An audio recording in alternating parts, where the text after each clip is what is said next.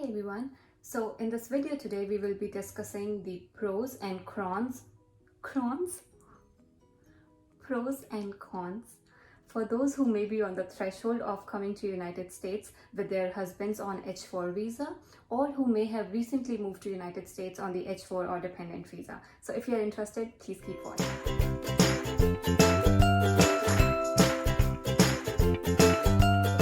First, H4 visa is issued to a spouse of a work authorized H1B holder in the United States. And this visa is often called as dependence visa because it literally makes you depend on your husband or on your wife, because on H4 visa you cannot work. You cannot legally get involved in anything that can let you earn some dollars. So there are things that you can do, like you can get your driver's license, you can open bank accounts, you can also pursue education, but you just cannot get involved in anything that will eventually let you earn some money. So the reason I'm making this video is because just recently a young woman reached out to me via a social media platform, and she was asking me about the life in America because her fiance is in America on H1B visa and they are getting married soon, so she's planning to move to America with him on H4 visa.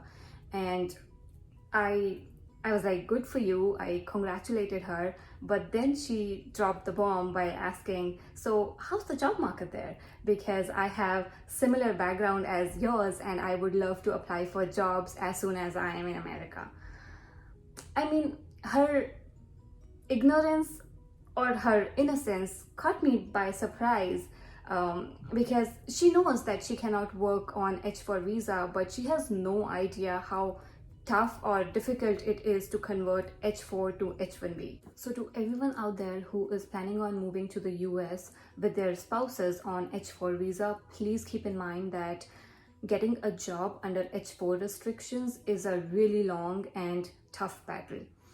And your situation could be a little easier or different if your husband has an approved I-140, meaning his green card is in processing, because with an approved I-140 of the spouse, you can actually apply for your H4 EAD, and H4 EAD then allows you to legally work in the US. But again, not everybody is lucky enough to fetch a job on H4 EAD, but at least that's an option. H4, first few years are spent on applying for jobs that you never hear back from, registering on job websites, and thinking that there is a job out there for me, I just need to find it. And it's only after a few years that women realize that, it's just so difficult to find a sponsor to convert H4 to H1B. These are some of the bitter realities that really frustrate and disappoint a lot of women, especially those who are highly qualified, had a flourishing career in India or in their home country, and were financially independent. And now suddenly being tagged as a housemaker or a housewife, a label that they never imagined for themselves, could be a little harsh to bear. Oh my God, there is nothing wrong in being a full-time housewife if that's what you want and if that makes you feel content. In my closed circle, I have friends who are on H4. They love taking care of the house, they love taking care of the kids, and most importantly, they're happy. I also have friends who are desperately waiting for their H4 EAD to come so that they can start working. Now, it's a very well thought decision for them. And I also have friends who took the difficult and a little expensive path of doing a master's in the United States, because now again, nothing is for sure in today's time, but converting F1 to H1B is a little easier than converting H4 to H1B. And the sad part is there are so many negative articles on H4 and their titles are horrible, like Sufferings on H4, A Trail of Misery, etc. And I totally understand the frustration and dissatisfaction, but I feel that you do not get to complain if you have taken a well-thought decision.